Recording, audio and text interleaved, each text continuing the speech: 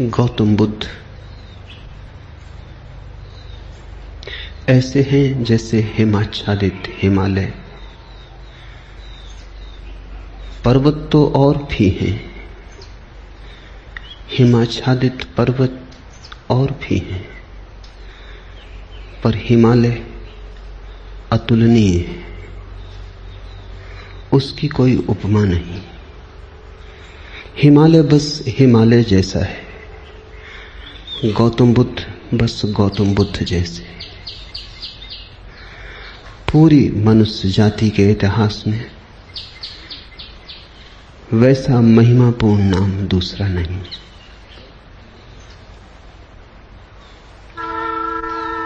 गौतम बुद्ध ने जितने हृदयों की वीणा को बजाया है उतना किसी और ने नहीं। गौतम बुद्ध के माध्यम से जितने लोग जागे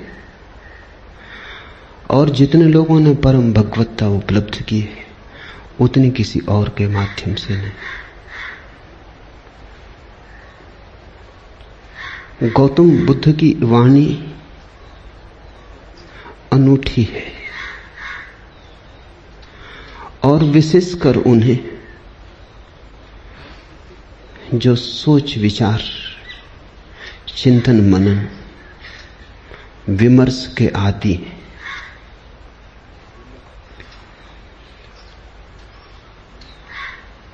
हृदय से भरे हुए लोग सुगमता से परमात्मा की तरफ चले जाते हैं,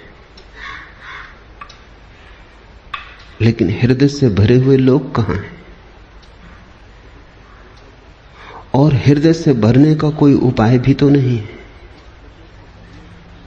हो तो हो, न हो तो न हो। ऐसी आकस्मिक नैसर्गिक बात पर निर्भर नहीं रहा जा सकता। बुद्ध ने उनको चेताया जिनको चेताना सर्वाधिक कठिन है। विचार से भरे लोग, बुद्धिवादी, चिंतन मननशील, प्रेम और भाव से भरे लोग तो परमात्मा की तरफ सरलता से झुक जाते हैं, उन्हें झुकाना नहीं पड़ता। उनसे कोई ना भी कहे तो भी वे पहुंच जाते हैं, उन्हें पहुंचाना नहीं पड़ता। लेकिन वे तो बहुत थोड़े हैं और उनकी संख्या रोज थोड़ी होती गई है। उंगलियों पर गिने जा सके ऐसे लोग हैं। मनुष्य का विकास मस्तिष्क की तरफ हुआ है, मनुष्य मस्तिष्क से भरा है। इसलिए जहां जीसस हार जाएं, जहां कृष्ण की पकड़ न बैठे, वहां भी बुद्ध नहीं हारते। वहां भी बुद्ध प्राणों की अंतरतम में पहुंच जाते। बुद्ध का धर्म बुद्धि का धर्म कहा गया है।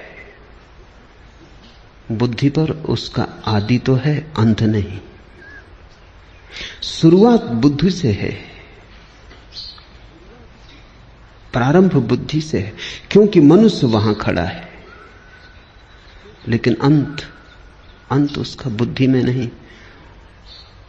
अंत तो परम अतिक्रमण है, जहां सब विचार खो जाते, सब बुद्धिमत्ता विसर्जित हो जाती, जहां केवल साक्षी, मात्र साक्षी शेष रह जाता है। लेकिन बुद्ध का प्रभाव उन लोगों में तत्क्षण अनुभव होता है जो सोच विचार में कुशल है। बुद्ध के साथ मनुष्य जाति का एक नया अध्याय शुरू हुआ। 25 वर्ष पहले बुद्ध ने वह कहा जो आज भी सार्थक मालूम पड़ेगा और जो आने वाली सदियों तक सार्थक रहेगा।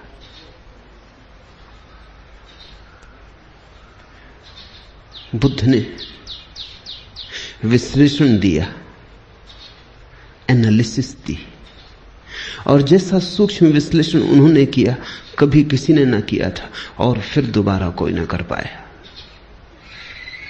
उन्होंने जीवन की समस्या के उत्तर शास्त्र से नहीं दिए, विश्लेषण की प्रक्रिया से दिए। बुद्ध धर्म के पहले वैज्ञानिक,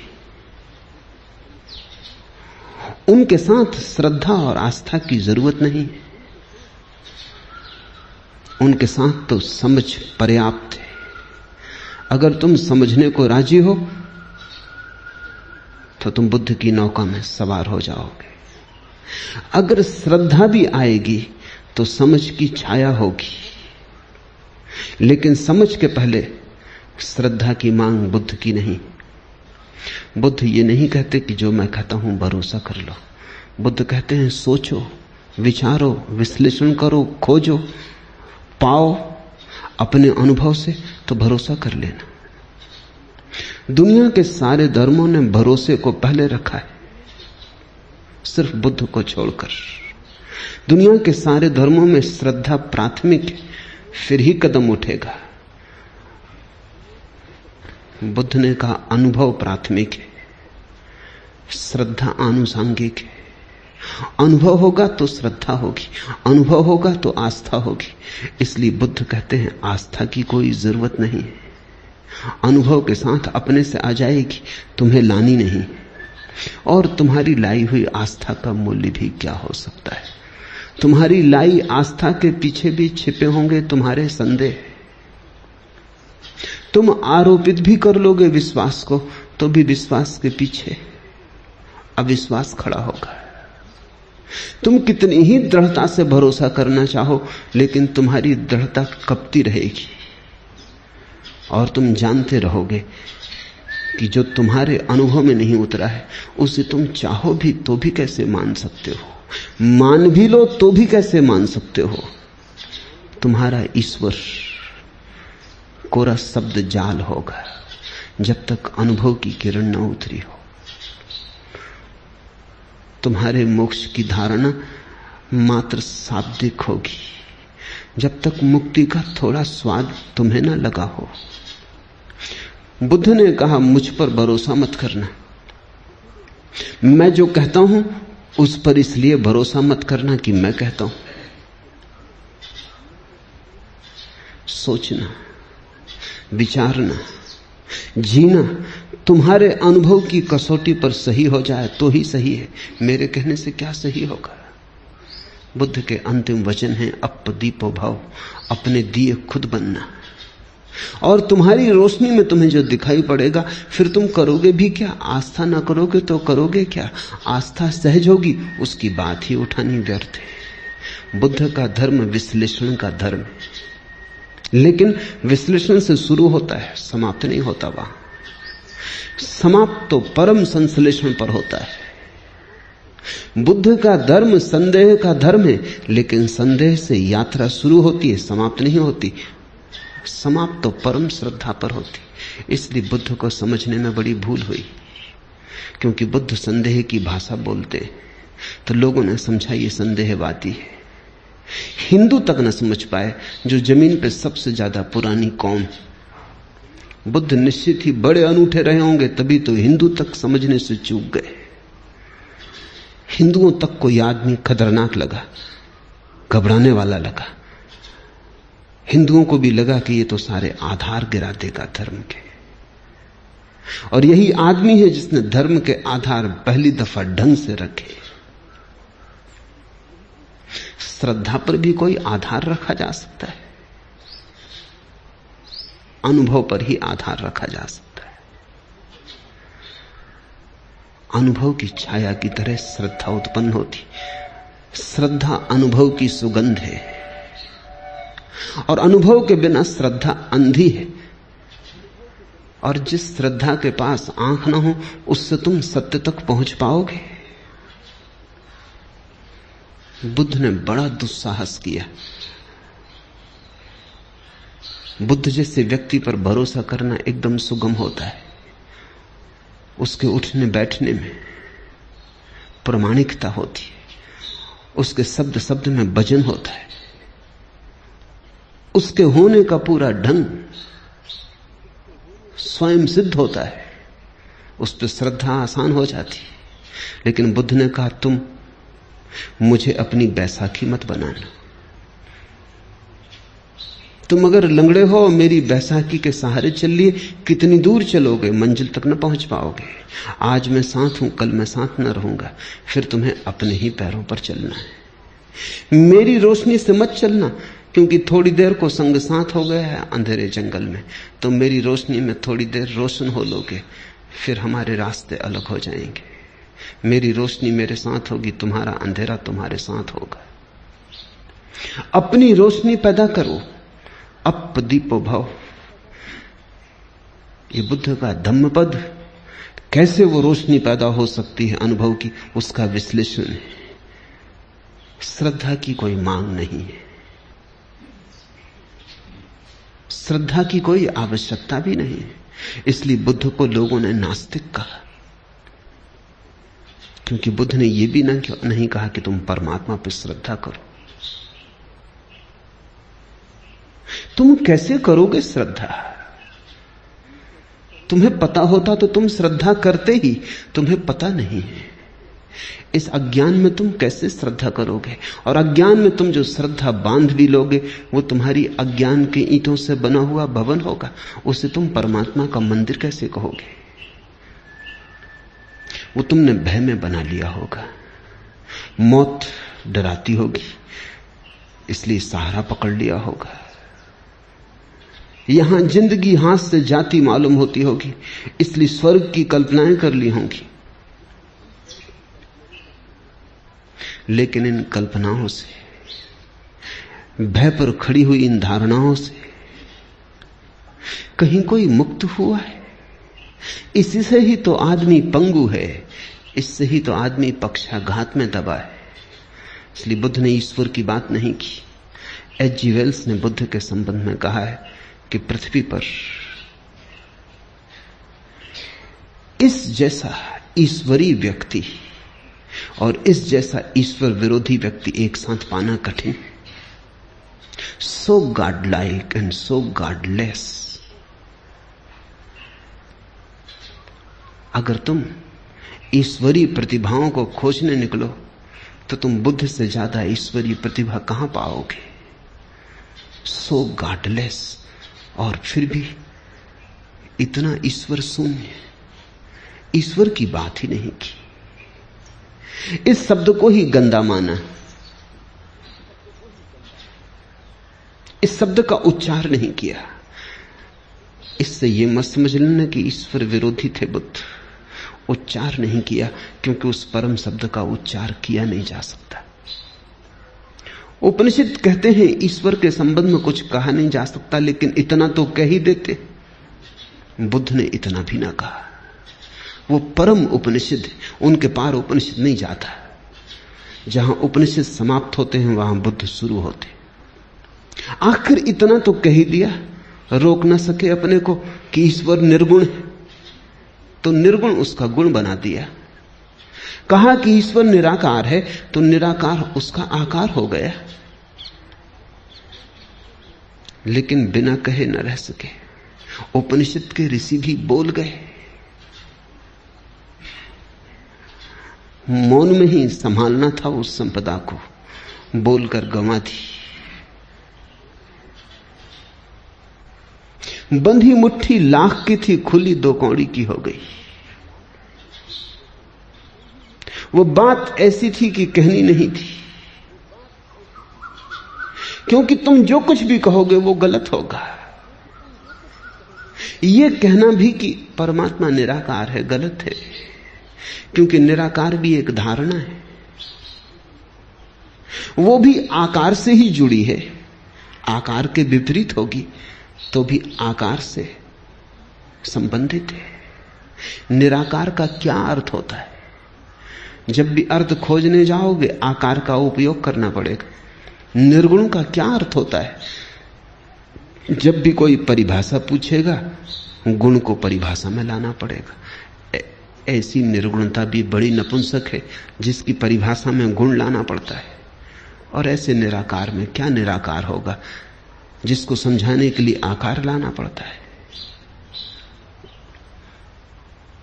बुद्ध से ज्यादा कोई भी नहीं बोला और बुद्ध से ज्यादा चुप भी कोई नहीं है। कितना बुद्ध बोले। अन्वेषक खोज करते हैं तो वो कहते हैं एक आदमी इतना बोला, ये संभव कैसे? उन्हें डर लगता है कि इसमें बहुत कुछ प्रक्षिप्त है, दूसरों ने डाल दिया है। कुछ भी प्रक्षिप्त नहीं है। जितना बुद्ध बोले पूरा संग्रहित ही नहीं हुआ है। खूब बोले और फिर भी उनसे ज्यादा चुप कोई भी नहीं, क्योंकि जहां जहां नहीं बोलना था वहां नहीं बोले। ईश्वर के संबंध में एक शब्द ना कहा। इस खतरे को भी मोल लिया कि लोग नास्तिक समझेंगे, और आज तक लोग नास्तिक समझे जा रहे हैं, और इससे बड़ा कोई आस्तिक कभी हुआ नहीं। बुद्ध महाआस्तिक है। अगर परमात्मा के संबंध में कुछ कहना संभव नहीं है तो फिर बुद्ध ने ही कुछ कहा, चुप रह के इशारा किया। पश्चिम के एक बहुत बड़े विचारक विटगेंस्टीन ने अपनी बड़ी अनूठी किताब ट्रैक्टेटस में लिखा है कि जिस संबंध में कुछ कहा ना जा सके उस संबंध में बिल्कुल चुप रह जाना उचित है। That which cannot be said must not be said। जो नहीं कहा जा सकता कहना ही मत, कहना ही नहीं चाहिए। अगर विटगेंस्टीन बुद्ध को देखता तो समझता। अगर विटगेंस्टीन के वचन को बुद्ध ने समझा होता तो मुस्कुराते और उन्होंने स्वीकृति दी होती। विटगेंस्टीन को भी पश्चिम में लोग नास्तिक समझे, नास्तिक नहीं, पर जो कही नहीं जा सकती बात अच्छा है ना ही कही जाए। कहने से बिगड़ जाती, कहने से गलत हो जाती। लाओस से तक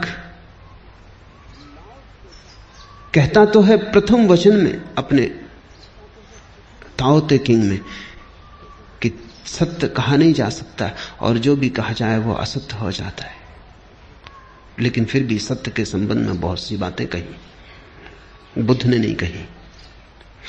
तुम कहोगे फिर बुद्ध कहते क्या रहे? बुद्ध ने स्वास्थ्य के संबंध में एक शब्द भी नहीं कहा, केवल बीमारी का विश्लेषण किया और निदान किया, औषधि की व्यवस्था की। बुद्ध ने कहा मैं एक वैद्य हूं, मैं कोई दार्शनिक नहीं हूं। मैं तुम्हारी बीमारी का विश्लेषण करूंगा, निदान करूंगा, औषधि सुझा दूंगा, और जब तुम ठीक हो जाओगे तभी तुम जानोगे कि स्वास्थ्य क्या है। मैं उस संबंध में कुछ भी ना कहूंगा। स्वास्थ्य जाना जाता है, कहा नहीं जा सकता।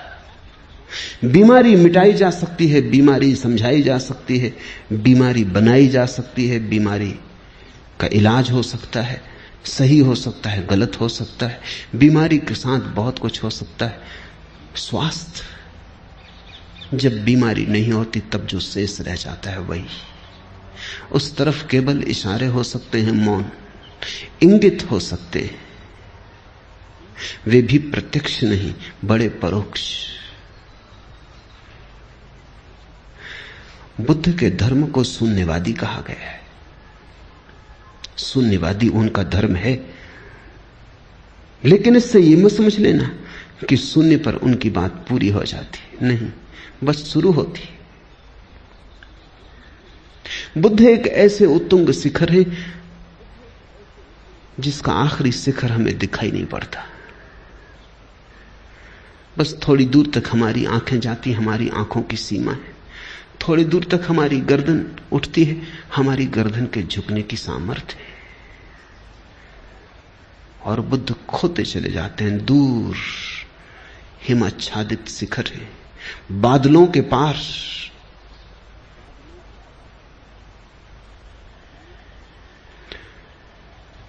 उनका प्रारंभ तो दिखाई पड़ता है, उनका अंत दिखाई नहीं पड़ता।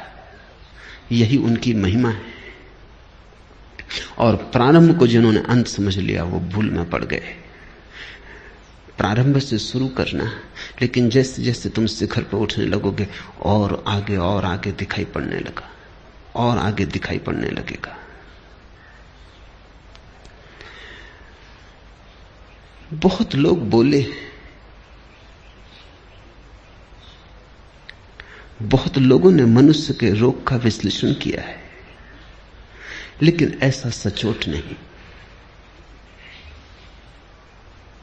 बड़े सुंदर ढंग से लोगों ने बातें कही, बड़े गहरे प्रतीक उपाय में लाए, पर बुद्ध के कहने का ढंग ही और, अंदाजे बयां और। जिसने एक बार सुना पकड़ा गया, जिसने एक बार आंख से आंख मिला ली फिर भटक न पाया। जिसको बुद्ध की थोड़ी सी भी झलक मिल गई उसका जीवन रूपांतरित हुआ।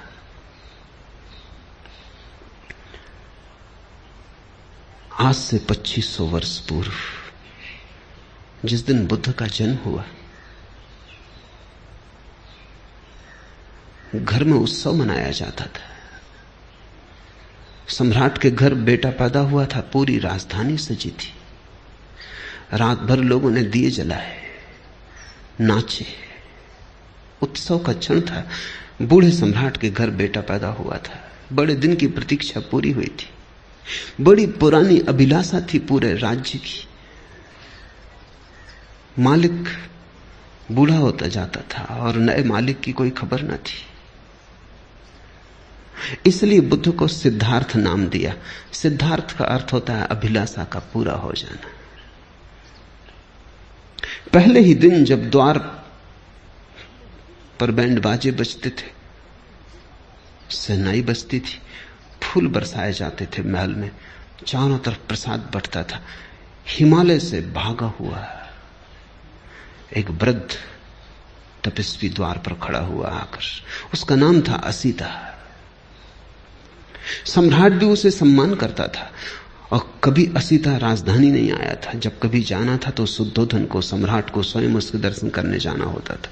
ऐसे बचपन के साथी थे। फिर शुद्धोधन सम्राट हो गया, बाजार की दुनिया में उलझ गया। असीता महातपस्वी हो गया, उसकी ख्याति दूर दिगंत तक फैल गई। असीता को द्वार पर आए देखकर शुद्धोधन ने कहा, आप और यहां क्या हुआ, कैसे आना हुआ?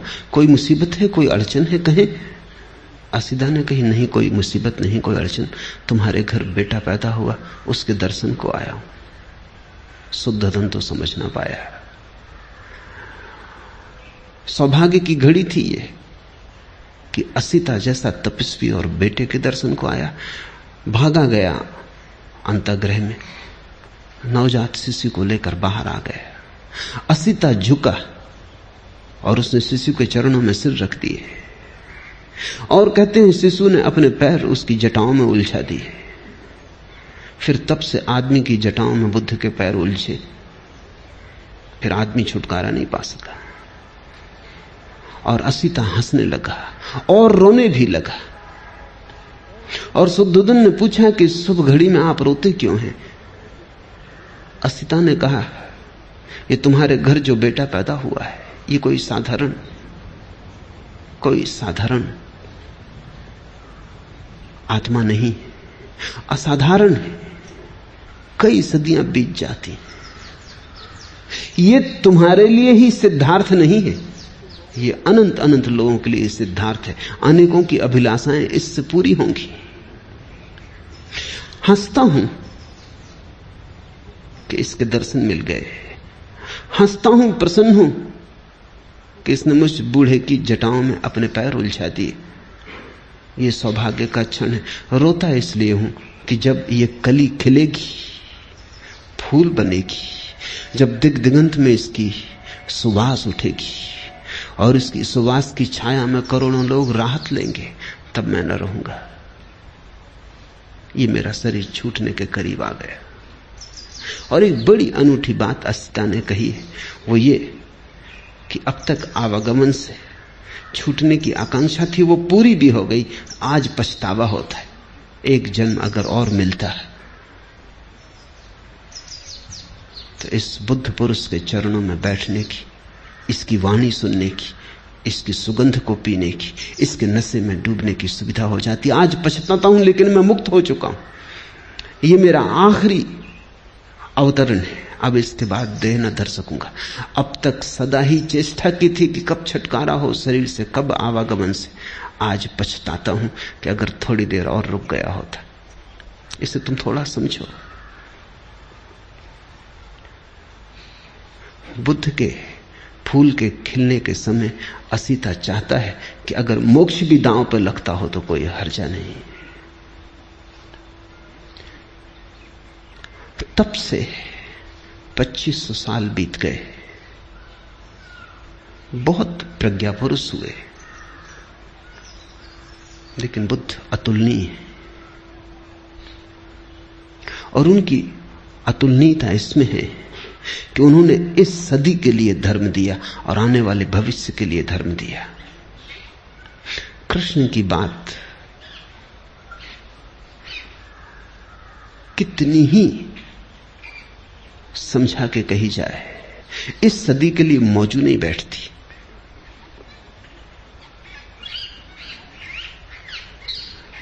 फासला बड़ा हो गया है, बड़ा अंतराल पड़ गया है। कृष्ण ने जिनसे कहा था उनके मनों में और जिनके मन आज उसे सुनेंगे, बड़ा अंतर है। बुद्ध की कुछ बात ऐसी है कि ऐसा लगता है अभी अभी उन्होंने कही। बुद्ध की बात को समसामयिक बनाने की जरूरत नहीं है, वो समसामयिक है, वो कंटेम्पररी है।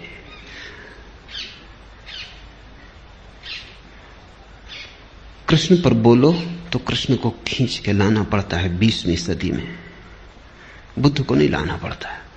बुद्ध जैसे खड़े ही हैं, 20वीं सदी में ही खड़े, और ऐसा अनेक सदियों तक रहेगा। क्योंकि मनुष्य ने जो होने का ढंग अंगीकार कर लिया है बुद्धि का, वो अब ठहरने को है, वो अब जाने को नहीं। और उसके साथ ही बुद्ध का मार्ग ठहरने को है। धम्मपद उनका विश्लेषण है। उन्हें जो जीवन की समस्याओं की गहरी छानबीन की है उसका विश्लेषण है। एक एक शब्द को गौर से समझने की कोशिश करना, क्योंकि ये कोई सिद्धांत नहीं है जिन पर तुम श्रद्धा कर लो। ये तो निष्पत्तियां हैं प्रयोग की। अगर तुम भी इनके साथ विचार करोगे तो ही इन्हें पकड़ पाओगे। ये आंख बंद करके स्वीकार कर लेने का सवाल नहीं है, ये तो बड़े सोच विचार मनन का सवाल है।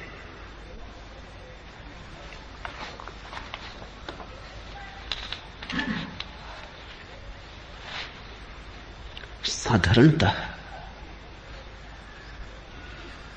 आदमी की जिंदगी क्या है? कुछ सपने, कुछ टूटे फूटे सपने, कुछ अभी भी साबित भविष्य की आशा में अटके। आदमी की जिंदगी क्या है? अतीत के खंडहर, भविष्य की कल्पनाएं। आदमी का पूरा होना क्या है? चले जाते, उठते हैं, बैठते हैं, काम करते हैं, कुछ पक्का पता नहीं क्यों,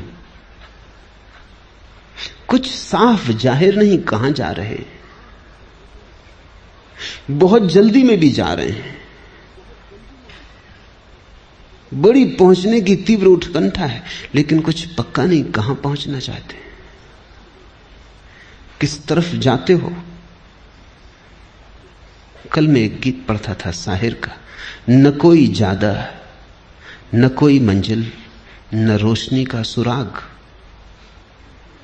न कोई ज्यादा न कोई मंजिल न रोशनी का सुराग, भटक रही है खलाओं में जिंदगी मेरी। न कोई रास्ता, न कोई मंजिल, रोशनी का सुराग भी नहीं, कोई एक किरण भी नहीं, और पूरी जिंदगी अंधेरी घाटियों में, शून्य में भटक रही है। भटक रही है खलाओं में जिंदगी मेरी। ऐसी ही मनुष्य की दशा है सदा से। बहुत सी झूठी मंजिलें भी तुम बना लेते हो। राहत के लिए कुछ तो चाहिए। सत्य बहुत कड़वा है, और अगर सत्य के साथ तुम खड़े हो जाओ तो खड़े होना भी मुश्किल मालूम होगा। सिगमंड फ्रायड ने कहा है कि आदमी बिना झूठ के जी नहीं सकता। झूठ सहारा है। तो हम झूठी मंजिलें बना लेते हैं। असली मंजिल का तो कोई पता नहीं। बिना मंजिल के जीना असंभव। कैसे जियोगे बिना मंजिल के? अगर ये पक्का ही हो जाए कि पता ही नहीं कहां जा रहे हैं, तो पैर कैसे उठेंगे, यात्रा कैसे होगी? तो हम कल्पित मंजिल बना लेते, एक झूठी मंजिल बना लेते। उससे राहत मिल जाती, लगता है कहीं जा रहे हैं। कोई रास्ता नहीं है, क्योंकि झूठी मंजिलों के कहीं कोई रास्ते होते? जब मंजिल ही झूठी है तो रास्ता कैसे हो सकता है? तो फिर हम रास्ता भी बना लेते, रास्ता बना लेते हैं, मंजिल बना लेते हैं। सब कल्पित, सब मन के जाल, सब सपने। और ऐसे अपने को भर लेते हैं और लगता है शून्य भर गया, जिंदगी बड़ी भरी पूरी। कोई कुछ दिन हुए चल बसा। एक मित्र ने आके कहा कि आपको पता चला फला फला व्यक्ति चल बसे, बड़ी भरी पूरी जिंदगी थी। मैंने पूछा, रुको, चल बसे ठीक, उसमें तो कुछ किया नहीं जा सकता, लेकिन भरी पूरी जिंदगी थी, ये तुमसे किसने कहा?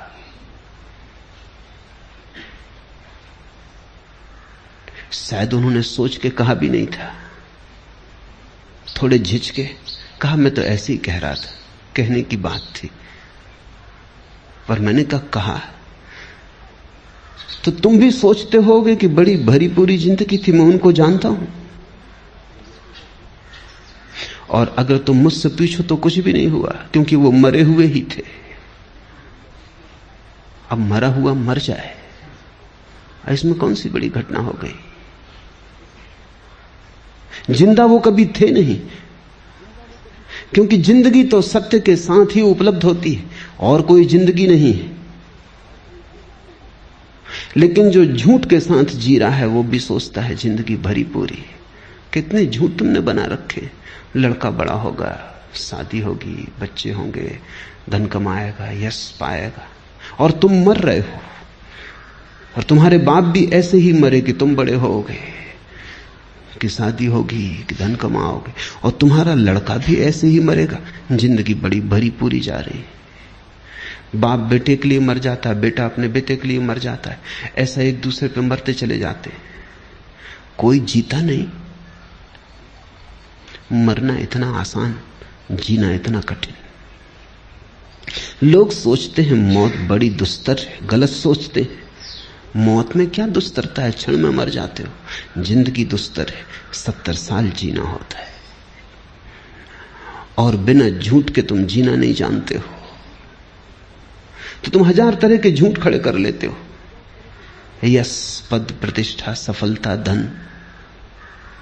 जब इनसे चूक जाते हो तो धर्म, मोक्ष, स्वर्ग, परमात्मा, आत्मा, ध्यान, समाधि पर तुम कुछ ना कुछ, ताकि अपने को भरे रखो। और ध्यान रखना, बुद्ध का सारा जोर झूठ से खाली हो जाने पर है। सत्य से भरना थोड़ी पड़ता है। झूठ से खाली हुए तो जो शेष रह जाता है वही सत्य। गई बीमारी, जो बचा वही स्वास्थ्य है।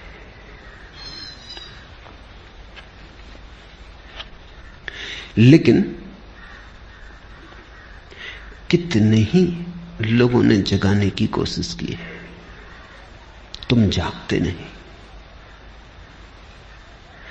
आदमी का झूठ को पैदा करने का अभ्यास इतना गहरा है कि वो बुद्ध के आसपास भी, बुद्ध भी मौजूद हों जगाने को, तो उनके आसपास भी अपनी नींद की सुविधा जुटा लेता है।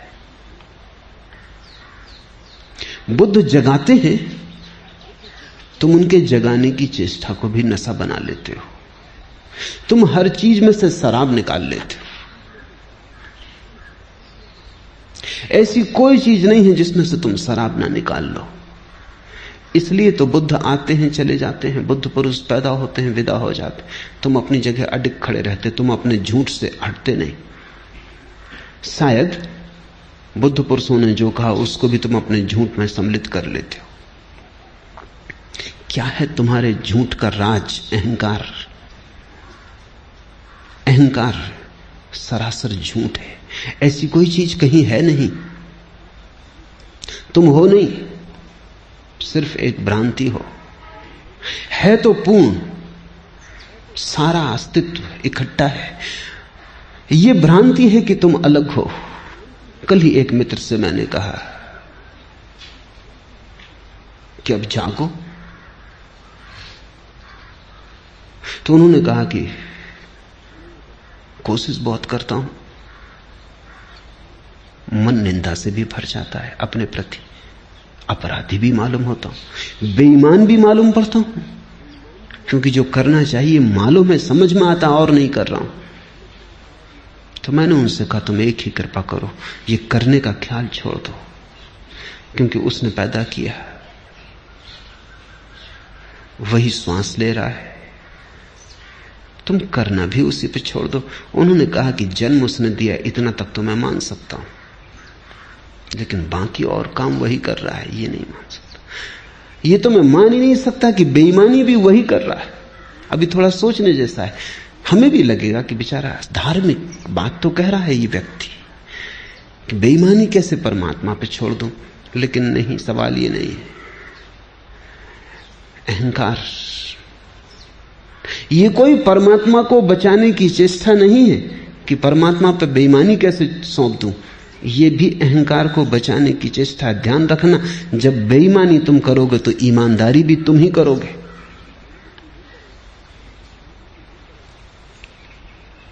लेकिन जब जन्म भी तुम्हारा अपना नहीं और मौत भी तुम्हारी अपनी नहीं है, तो दोनों के बीच में तुम्हारा अपना कुछ कैसे हो सकता है? जब दोनों छोर पर आए, जब जन्म के पहले कोई और के हाथ में तुम हो, मौत के बाद किसी और के हाथ में, तो ये बीच की थोड़ी सी जो घड़ियां हैं, इनमें तुम अपने को सोच लेते हो अपने हाथ में, वही भ्रांति हो जाती है। वही अहंकार तुम्हें जगने नहीं देता। वही अहंकार सोने की नई तरकीबें व्यवस्थाएं खोज लेता है। इसलिए बुद्ध पुरुष आते, उनके तीर ठीक तरकस से तुम्हारे हृदय की तरफ निकलते, पर तुम बचा जाते हो। हजारों खिज्र पैदा कर चुकी है नस्ल आदम की। आदमी ने कितने बुद्ध पुरुष पैदा किए, हजारों खिज्र, पैगंबर, तीर्थंकर, हजारों खिज्र पैदा कर चुकी है नस्ल आदम की। ये सब तस्लीम, लेकिन आदमी अब तक भटकता है। ये सब तस्लीम, ये सब स्वीकार कि हजारों बुद्ध पुरुष हुए, पर इससे क्या फर्क पड़ता है? आदमी अब तक भटकता है। आदमी भटकना चाहता है? कहता तो आदमी यही है कि भटकना नहीं चाहता।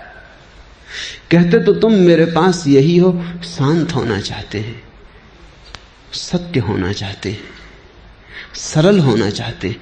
लेकिन सच में तुम होना चाहते हो, या कि सरलता के नाम पर तुम नई जटिलता खोज रहे हो, या सत्य के नाम पर तुमने नए झूठों की तलाश शुरू की है, या शांति के नाम पर अब तुमने एक नया रोग पाला। अब तुम शांति के नाम पर अशांत होने को उत्सुक हुए। साधारण आदमी अशांत होता है, सिर्फ शांति की तो कम से कम चिंता नहीं होती। अब तुम शांति के लिए भी चिंतित हो। पुरानी अशांति तो बरकरार, अब तुम और धन करोगे, उसमें गुणनफल करोगे। अब तुम कहोगे कि शांति भी चाहिए, अब एक नई अशांति जुड़ी कि शांति नहीं। झूठ तो तुम थे, अब तुम कहते हो सत्य खोजेंगे। अब तुम सत्य के नाम पर कुछ नए झूठ ईजाद करोगे, स्वर्ग के, मोक्ष के, नरक के, परमात्मा के, आकाश के। मंदिरों में जाओ, स्वर्गों के नक्शे टंगे, पहला स्वर्ग, दूसरा स्वर्ग, पहला खंड, दूसरा खंड, तीसरा खंड, सचखंड तक नक्शे टंगे हुए। आदमी की मूढ़ता की कोई सीमा है, कोई अंत है? अपने घर का भी नक्शा भी तुमसे बनेगा नहीं। अपना भी नक्शा तुम बना ना सकोगे कि तुम क्या हो, कहां हो, कौन हो। तुमने स्वर्ग के नक्शे बना लिए।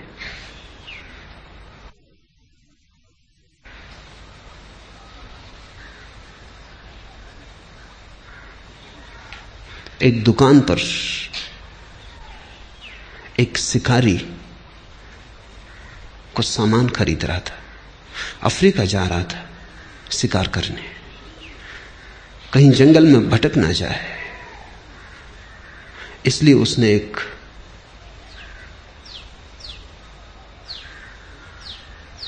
यंत्र खरीदा, दिशा सूचक यंत्र, कंपास। और तो सब ठीक था, उसने खोल के देखा, लेकिन कंपास में पीछे एक आईना भी लगा था। ये उसकी समझ में ना आया। कभी कोई कंपास है या किसी स्त्री का साज श्रृंगार का सामान, इसमें आईना किस लिए लगा है? ये दिशा सूचक यंत्र है, इसमें आईने की क्या जरूरत? उसने दुकानदार से पूछा कि और सब तो ठीक है, लेकिन ये मेरी समझ में नहीं आया कि इसमें आईना क्यों लगा। दुकानदार ने, ये इसलिए कि जब तुम भटक जाओ तो कंपास तो बताएगा स्थान, आईने में तुम देख लेना ताकि पता चल जाए कौन भटक गया है। कहां भटक गए हो ये तो कंपास से पता चल जाए, लेकिन कौन भटक गया है अपना पता नहीं। स्वर्ग के नक्शे बना दिए।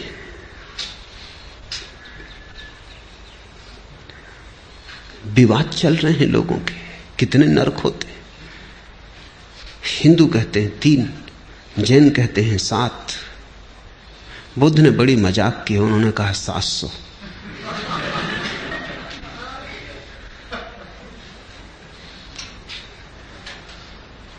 ये मजाक की है, क्योंकि बुद्ध को जरा भी उत्सुकता नहीं इस तरह की मूर्ताओं में। लेकिन मजाक भी नहीं समझ पाते लोग।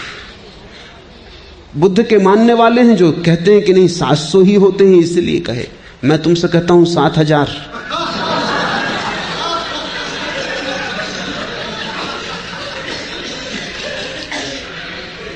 आदमी सत्य से भी झूठ खोज लेता है, इसलिए आदमी भटकता है। बुद्ध बड़े शुद्ध खोजी हैं, उनकी खोज बड़ी निर्दोष। घर छोड़ा तो जितने गुरु उपलब्ध थे सबके पास गए।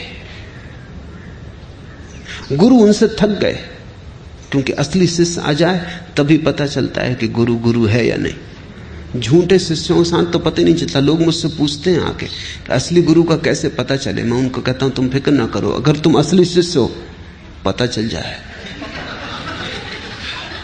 नकली गुरु तुमसे बचेगा, भागेगा कि ये चला आ रहा असली शिष्य, ये झंझट खड़ी करेगा।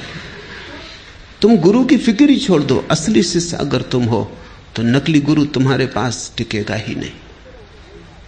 तुम टिके रहना, वो ही भाग जाएगा। जिब्रान की कहानी है कि एक आदमी गांव गांव कहता फिरता था कि मुझे स्वर्ग का पता है, जिनको आना हो मेरे साथ आ जाओ। कोई आता नहीं था, लेकिन लोगों को 1000 दूसरे काम। कोई स्वर्ग जाने की इतनी जल्दी वैसे भी किसी को नहीं। लोग स्वर्गीय तो मजबूरी में होते, जब हाथ पैर ही नहीं चलते लोग मरघट पे पहुंचाते तब स्वर्गीय होते। कोई स्वर्गीय होने को राजी नहीं था। लोग कहते आपकी बात सुनते हैं जचती, जब जरूरत होगी तब उपयोग करेंगे, मगर अभी कृपा करें, अभी हमें जाना नहीं।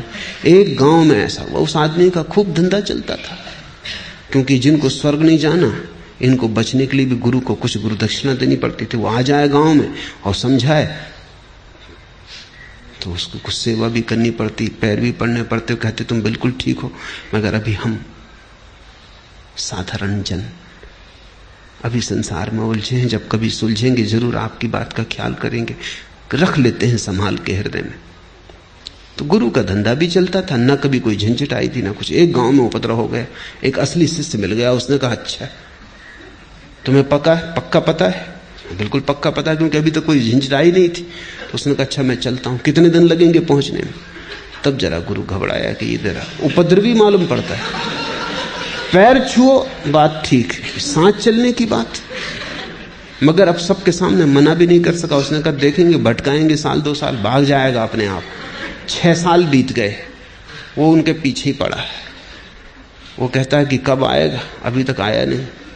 एक दिन उस गुरु ने कहा तेरे हाथ जोड़ता हूं भैया, तू जब तक न मिला था हमको भी पता था, तेरे कारण हमारा भी था। असली शिष्य मिल जाए तो फिर गुरु अपने आप। दुनिया में नकली गुरु हैं क्योंकि नकली शिष्यों की बड़ी संख्या है। नकली गुरु तो बाई प्रोडक्ट, वो सीधे पैदा नहीं होते, नकली शिष्य उन्हें पैदा कर लेता है।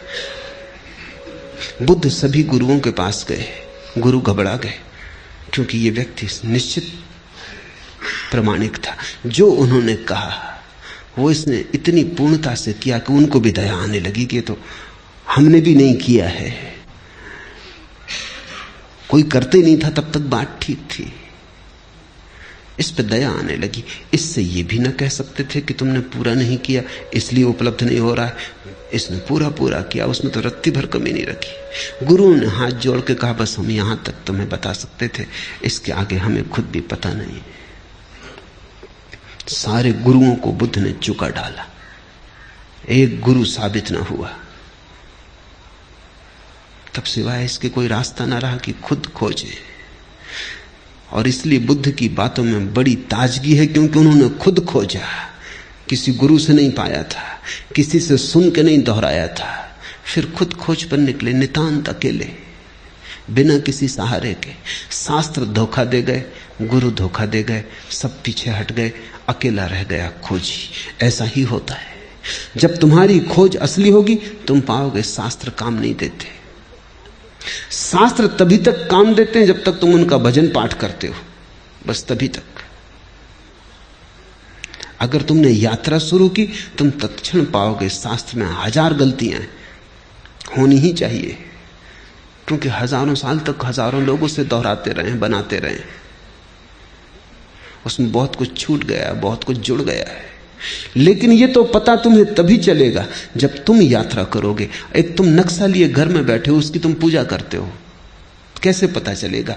यात्रा पर निकलो तब तुम्हें पता चलेगा, अरे इस नक्शे में नदी बताई है, यहां कोई नदी नहीं। इस नक्शे में पहाड़ बताया है, यहां कोई पहाड़ नहीं। इस नक्शे में कहा बाएं मुड़ना, बाएं मुड़ो तो गड्ढे, यात्रा होती नहीं। दाएं मुड़ो तो ही हो सकती है। जब तुम यात्रा पर निकलोगे तभी परीक्षा होती तुम्हारे नक्शों की, उसके बिना कोई परीक्षा नहीं। जो भी यात्रा पर गए उन्होंने शास्त्र को सदा कम पाया। जो भी यात्रा पर गए उन्होंने गुरुओं को कम पाया। जो भी यात्रा पर गए उन्हें एक बात अनिवार्य रूपेण पता चली कि प्रत्येक को अपना मार्ग स्वयं ही खोजना पड़ता है। दूसरे से सहारा मिल जाए बहुत, पर कोई दूसरा तुम्हें मार्ग नहीं दे सकता, क्योंकि दूसरा जिस मार्ग पर चला था तुम उस पर कभी भी ना चलोगे। वो उसके लिए था, वो उसका था, वो उसके स्वभाव में अनुकूल बैठता था। और प्रत्येक व्यक्ति अद्वितीय है। बुद्ध ने यह घोषणा की कि प्रत्येक व्यक्ति अद्वितीय है, इसलिए एक ही राजपथ पर सभी नहीं जा सकते, सबकी अपनी पगडंडी होगी। इसलिए सद्गुरु तुम्हें रास्ता नहीं देता, केवल रास्ते को समझने की परख देता है। सद्गुरु तुम्हें विस्तार के नक्शे नहीं देता, केवल रोशनी देता है ताकि तुम खुद विस्तार देख सको, नक्शे तय कर सको। क्योंकि नक्शे रोज बदल रहे हैं। जिंदगी कोई स्थिर बात नहीं है, जड़ नहीं है। जिंदगी प्रवाह है। जो कल था वो आज नहीं है, जो आज है वो कल नहीं होगा। सद्गुरु तुम्हें प्रकाश देता, रोशनी देता, दिया देता हाथ में कि ये दिया ले लो, अब तुम खुद खोजो और निकल जाओ। और ध्यान रखना, खुद खोजने से जो मिलता है वही मिलता है। जो दूसरा दे दे वो मिला हुआ है ही नहीं। दूसरे का दिया छीना जा सकता है, खुद का खोजा भर नहीं छीना जा सकता। और जो छिन जाए वो कोई अध्यात्म है, जो छीना ना जा सके वही।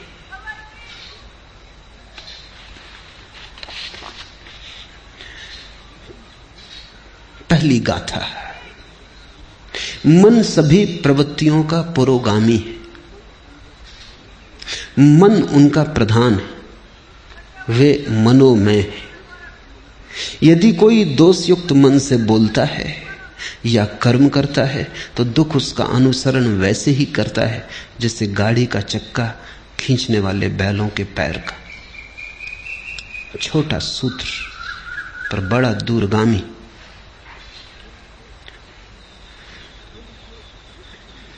ध्यान रखना, बुद्ध किसी शास्त्र को नहीं दोहरा रहे हैं, बुद्ध से शास्त्र पैदा हो रहा है। मन सभी प्रवृत्तियों का पुरोगामी है। कोई भी वृत्ति उठती है, राह पर तुम खड़े हो, एक सुंदर कार निकली, क्या हुआ तुम्हारे मन में? एक छाप पड़ी, एक काली कार निकली, एक प्रतिबिंब गूंजा। कार के निकलने से वासना पैदा नहीं होती। अगर तुम देखते रहो और तुम्हारा देखना ऐसा ही तटस्थ हो जैसे कैमरे की आंख होती, कैमरे के सामने से भी कार निकल जाए, वो फोटो भी उतार देगा तो भी कार खरीदने नहीं जाएगा और न सोचेगा कि कार खरीदनी है। अगर तुम वहां खड़े हो और कैमरे जैसी तुम्हारी आंख है, तुमने सिर्फ देखा, काली कार गुजर गई, चित्र बना गया, एक छाया आई गई, कुछ भी कठिनाई नहीं। लेकिन जब ये काली छाया कार की तुम्हारे भीतर से निकल रही, तब तुम्हारे मन में एक कामना जगी, ऐसी कार मेरे पास हो। मन में एक विकार उठा, एक लहर उठी, जैसे पानी में किसी ने कंकड़ फेंका और लहर उठी। कार तो जा चुकी, अब लहर तुम्हारे साथ है। अब ये लहर तुम्हें चलाएगी, तुम धन कमाने में लगोगे या तुम चोरी करने में लगोगे या किसी की जेब काटोगे। अब तुम कुछ करोगे। अब वृत्ति ने तुम्हें पकड़ा। अब वृत्ति तुम्हारी कभी क्रोध करवाएगी अगर कोई बाधा डालेगा। अगर कोई मार में आएगा तो तुम हिंसा करने को उतारू हो जाओगे, मरने मारने को उतारू हो जाओगे। अगर कोई सहारा देगा तो तुम मित्र हो जाओगे, कोई बाधा देगा तो शत्रु हो जाओगे। अब तुम्हारी रातें इसी सपने से भर जाएंगी। बस ये कार तुम्हारे आसपास घूमने लगेगी। जब तक ये ना हो जाए तुम्हें चैन ना मिलेगा। और मजा ये है कि वर्षों की मेहनत के बाद जिस दिन ये तुम्हारी हो जाएगी, तुम अचानक पाओगे कार तो अपनी हो गई, लेकिन अब इन वर्षों की बेचैनी का अभ्यास हो गया। अब बेचैनी नहीं छोड़ती। कार तो अपनी हो गई लेकिन बेचैनी नहीं जाती, क्योंकि बेचैनी का अभ्यास हो गया। अब तुम इस बेचैनी के लिए नया कोई यात्रा पथ खोजोगे। बड़ा मकान बनाना है, हीरे ज़वारात खरीदने हैं। अब तुम कुछ और करोगे, क्योंकि अब बेचैनी तुम्हारी आदत हो गई। और अब इस बेचैनी का तुम क्या करोगे? इस सालों तक बेचैनी को संभाला, कार तो मिल गई, लेकिन अब कार का मिलना न मिलना बराबर है। अब ये बेचैनी पकड़ गई। इसलिए तो धनी बहुत लोग हो जाते हैं और धनी नहीं हो पाते, क्योंकि जब वे धनी होते हैं तब तक बेचैनी अभ्यास का हो गया उसका। जब तक धनी हुए तब तक चैन से ना रह सके। सोचा कि जब धनी हो जाएंगे तब चैन से रह लेंगे, लेकिन चैन कोई इतनी आसान बात है। अगर बेचैनी का अभ्यास घना हो गया तो धनी तो तुम हो जाओगे, बेचैनी कहां जाएगी? तब और धनी होने की दौड़ लगती और मन कहता और धनी हो जाएं फिर। लेकिन सारा जाल मन का है। बुद्ध ने अपनी एक एक वृत्ति को जांचा और पाया कि वृत्ति मन के सरोवर में उठी लहर है। वृत्ति का मतलब ही लहर होता है। वो मन का कब जाना है। अगर मन निष्कंप रह जाए तो कोई वृत्ति पैदा नहीं होती। अगर मन कब गया तो वृत्ति पैदा हो जाती। फिर कोई फर्क नहीं पड़ता कि किस चीज से कपता है। आज से 2500 साल पहले बुद्ध के समय में कार तो नहीं थी, तो कई नासमझ सोचते हैं कि तब बड़ी शांति थी क्योंकि कार नहीं थी, तो कार की तो चिंता पैदा ही नहीं हो सकती थी। हवाई जहाज नहीं था तो हवाई जहाज खरीदना, इसकी चिंता तो पैदा नहीं हो सकती थी। लेकिन तुम गलती में हो, चिंताएं इतनी ही थी क्योंकि किसी के पास शानदार बैलगाड़ी थी, बग्घी थी, वो चिंता पैदा करवाती थी। किसी के पास शानदार घोड़ा था, वो चिंता पैदा करवाता था। चिंता के लिए विषय से कोई फर्क नहीं पड़ता। तुम लहर सरोवर में उठाने के लिए एक कंकड़ फेंको या कोहिनूर हीरा फेंको, इससे कोई फर्क नहीं पड़ता। कोहिनूर हीरा भी वृत्ति उठाता है, साधारण कंकड़ भी उतनी ही वृत्ति उठाता, उतनी ही लहर उठाता है। पानी फिक्र नहीं करता कि तुमने कोहिनूर फेंका कि कंकड़ फेंका, कुछ फेंका, बस इतना काफी है। मन में कुछ भी फेंका और उपद्रव शुरू हुआ। मन सभी प्रवृत्तियों का पुरोगामी, मन उनका प्रधान है, वे मनोमय हैं। यदि कोई दोषयुक्त मन से बोलता है या कर्म करता है तो दुख उसका अनुसरण वैसे ही करता है जैसे गाड़ी का चक्का खींचने वाले बैलों के पैर का। बुद्ध ने एक सूत्र पाया, जीवन में दुख है, हम भी जीवन में दुखी हैं। और जब हमें दुख पकड़ता है तो हम पूछते हैं किसने दुख पैदा किया, कौन मेरा दुख पैदा कर रहा है? पत्नी, पति, बेटा, बाप, मित्र, समाज, कौन मेरा दुख पैदा कर रहा है? आर्थिक व्यवस्था, सामाजिक ढांचा, कौन मेरा दुख पैदा कर रहा है? मार्क्स से पूछो तो वो कहता है दुख पैदा हो रहा है क्योंकि समाज का आर्थिक ढांचा गलत है, गरीबी है, अमीरी है, इसलिए दुख पैदा हो रहा है। फ्रायड से पूछो तो वो कहता है दुख इसलिए पैदा हो रहा है कि मनुष्य को अगर उसकी वृत्तियों के प्रति पूरा खुला छोड़ दिया जाए तो वो जंगली जानवर जैसा हो जाता है। दुख पैदा होगा उससे, सभ्यता नष्ट हो जाएगी। अगर उसे संभाला बुझाया जाए, तैयार किया जाए, परिष्कृत किया जाए तो दमन हो जाता है। दमन होने से दुख पैदा होता है। इसलिए फ्रायड ने कहा दुख कभी भी ना मिटेगा। अगर आदमी को बिल्कुल खुला छोड़ दो तो मारकाट हो जाएगी क्योंकि आदमी के भीतर 1000 तरह की जानवरी वृत्तियां हैं। अगर दबाओ, ढंग का बनाओ, सज्जन बनाओ तो दमन हो जाता है। दमन होता है तो दुख होता रहता है, वृत्तियां पूरी नहीं हो पाती। पूरी करो तो मुसीबत, न पूरी करो तो मुसीबत। तो फ्रायड ने तो अंत में कहा कि आदमी जैसा है कभी सुखी हो ही नहीं सकता, सुख असंभव है। फ्रायड और मार्क्स, इनका विश्लेषण ही अगर अकेला विश्लेषण होता तो पक्का है कि आदमी कभी सुखी नहीं हो सकता। क्योंकि रूस में गरीब अमीर मिट गए लेकिन दुख नहीं मिटा। गरीब अमीर मिट गए तो दूसरे वर्ग खड़े हो गए। कोई पद पर है, कोई पद पर नहीं है, कोई कम्युनिस्ट पार्टी में है, कोई कम्युनिस्ट पार्टी में नहीं है। जो पद पर है वो इतना शक्तिशाली हो गया है जितना धनी पुराने दिनों में कभी भी न था, और जो पद पर नहीं है वो इतना निर्बल हो गया है जितना भूखा भिखमंगा गरीब कभी नहीं था। धनी के हाथ में इतनी ताकत कभी नहीं थी जितनी रूस में पदाधिकारी के हाथ में। संघर्ष वहीं के वहीं खड़ा है, भेद वहीं के वहीं खड़ा है। वर्ग नए बन गए, पुराने मिटे। तो कुछ ऐसा लगता है आदमी बीमारी बदलता जाता है। क्रांतियों के नाम से केवल बीमारी बदलती, कुछ भी बदलता नहीं। ऊपर के ढंग बदलते हैं, भीतर का रोग जारी रहता है। सब क्रांतियां व्यर्थ हो गई। सिर्फ बुद्ध की एक क्रांति अभी भी सार्थकता रखती। बुद्ध कहते हैं तुम्हारे मन में ही कारण।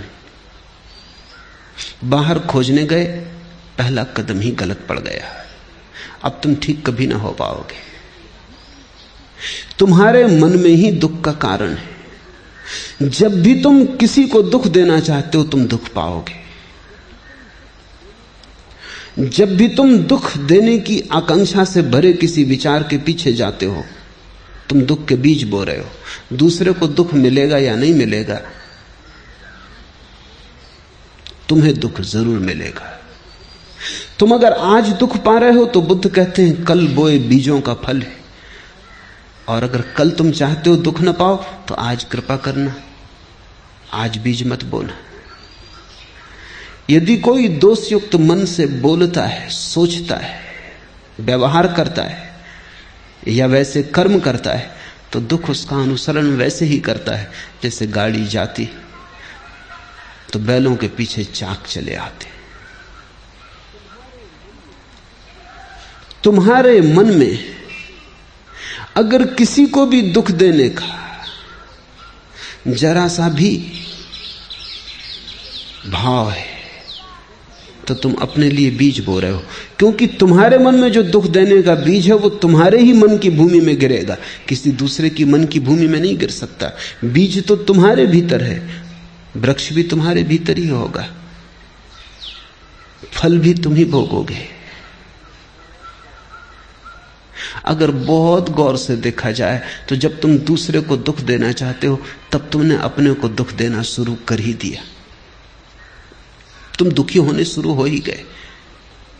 तुम क्रोधित हो, किसी पर क्रोध करके उसे नष्ट करना चाहते हो, उसे तुम करोगे या नहीं ये दूसरी बात है, लेकिन तुमने अपने को नष्ट करना शुरू कर दिया। बुद्ध कहते थे क्रोध से बड़ी कोई मूढ़ता नहीं, दूसरे के कसूर के लिए तुम अपने को दंड देते हो। एक आदमी ने तुम्हें गाली थी, कसूर उसका होगा, अब क्रोधित तुम हो रहे हो, दंड तुम अपने को दे रहे हो, कसूर उसका था। इससे ज्यादा मूढ़ता और क्या हो सकती। उसने गाली दी, उसकी समस्या है, तुम क्यों बीच में आते हो? तुम गाली मत लो, लेने पर निर्भर है, लेना आवश्यक नहीं। आप मुझे गाली दे सकते हैं लेकिन लेने पर थोड़ी मजबूर कर सकते। देना आपके बस में, लेना मेरे बस में। उस मालकियत को मुझसे कोई कभी नहीं छीन सकता। मैं कह सकता हूं कि नहीं लेता, फिर तुम क्या करोगे? तुम्हारी गाली तुम्ही पर लौट जाएगी। तुमने गाली देने के लिए जो तैयारी में दुख भोगा वो भोगा, अब गाली लौटेगी तब तुम जो दुख भोगोगे वो भोगोगे। जब हम किसी चीज को अपने मन के भीतर ले लेते तभी वो सक्रिय हो जाती, और दूसरे से लेने की कोई जरूरत नहीं है। तुम अपने भीतर ही इतने दुख के बीज पैदा करते रहते हो अकारण। मैं कलकत्ते में एक मित्र के घर मेहमान होता था। उनके पास सबसे बढ़िया कोठी है कलकत्ते में, ठीक कहना चाहिए, अब नहीं। अब एक दूसरी कोठी खड़ी हो गई, पड़ोस में ही खड़ी हो गई।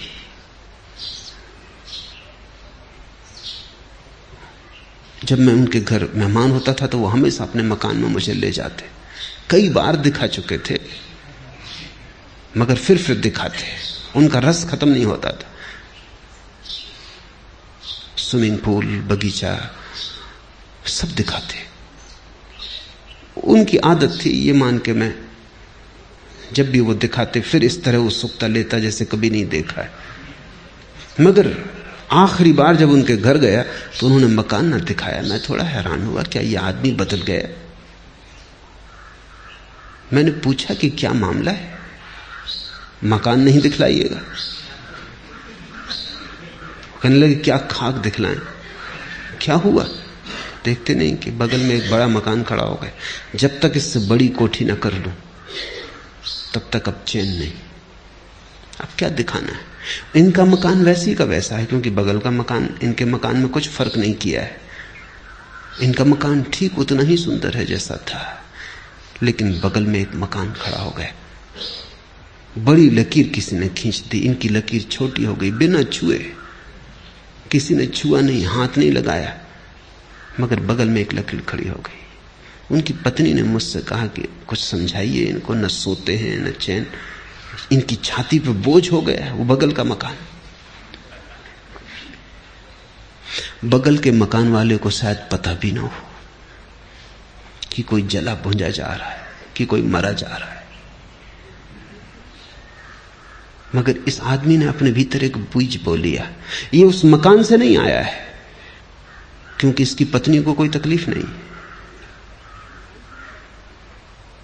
इसकी पत्नी भी वही है, इसे कोई तकलीफ नहीं है। मकान से नहीं आया है, इसके अपने भीतर के मन का रोग है, एक ईर्ष्या जगी, अहंकार को चोट लगी है। मैंने उनसे कहा कि मैं सदा जानता था कभी न कभी ये झंझट होगी। आप अपने मन में अपने मकान का इतना रस लेते कि कोई भी मकान अगर खड़ा हो गया तो आप जी ना सकोगे। क्योंकि सदा आपको देख के मुझे ऐसा लगा ये मकान आपके लिए नहीं है, आप मकान के लिए हो। आप मालिक नहीं हो, ये मकान मालिक है। आप वस्तु को अपना सब संभाल दिए, दे दिए वस्तुओं को, आप गुलाम हो गए। मुझे डर था कि कभी न कभी ये होगा, कोई मकान बड़ा बगल में खड़ा हो जाएगा तो तुम न झेल पाओगे। वो रुग्ण रहने लगे जब से वो मकान बन गया।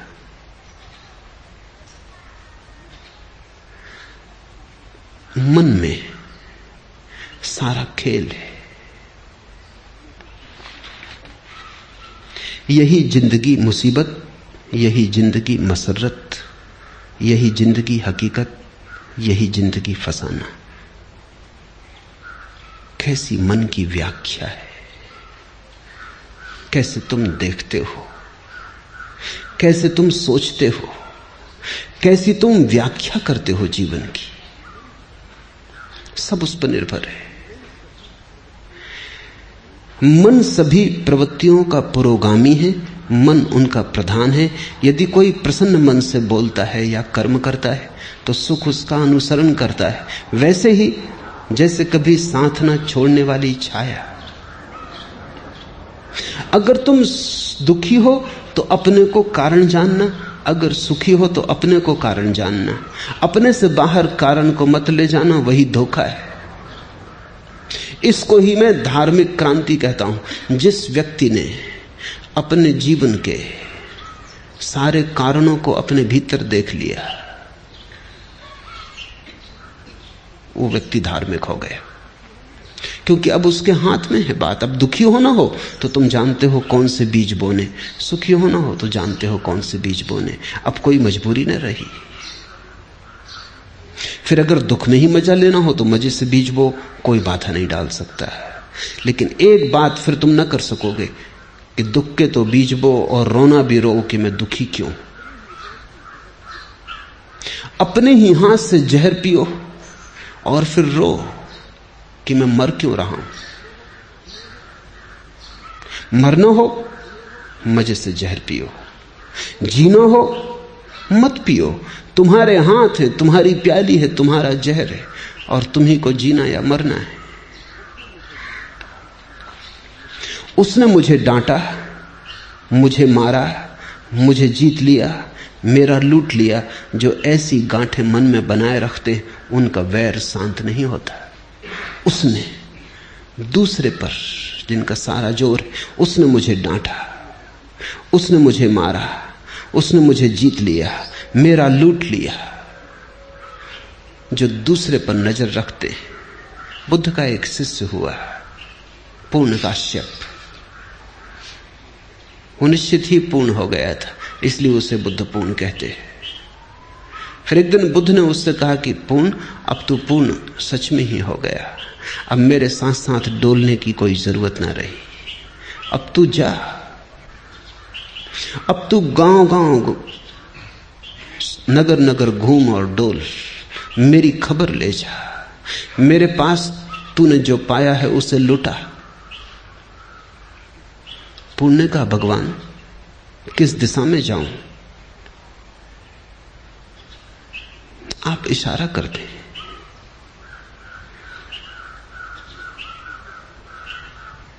बुद्ध ने कहा तू खुद ही चुन ले, अब तू खुद ही समर्थ है, अब मेरे इशारे की भी कोई जरूरत ना रही।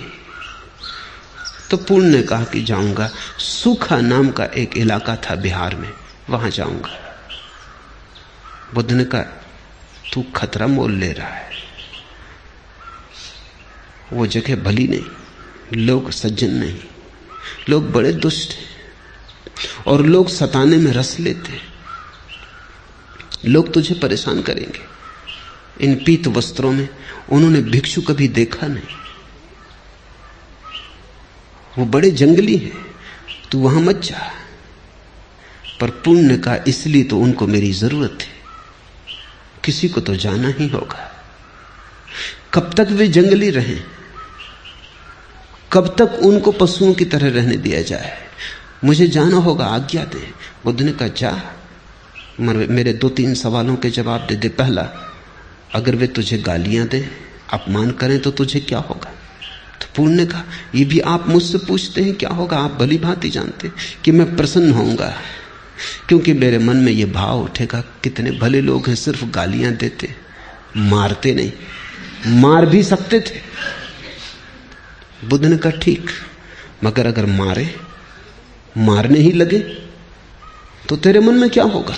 पूर्ण ने कहा, आप पूछते, आप भली भांति जानते कि पूर्ण प्रसन्न होगा कि धन्य भाग कि मारते हैं, मार ही नहीं डालते, मार भी डाल सकते थे। बुद्ध ने कहा, आखिरी सवाल पूर्ण, अगर मार ही डालें तो मरते वक्त तेरे मन में क्या होगा?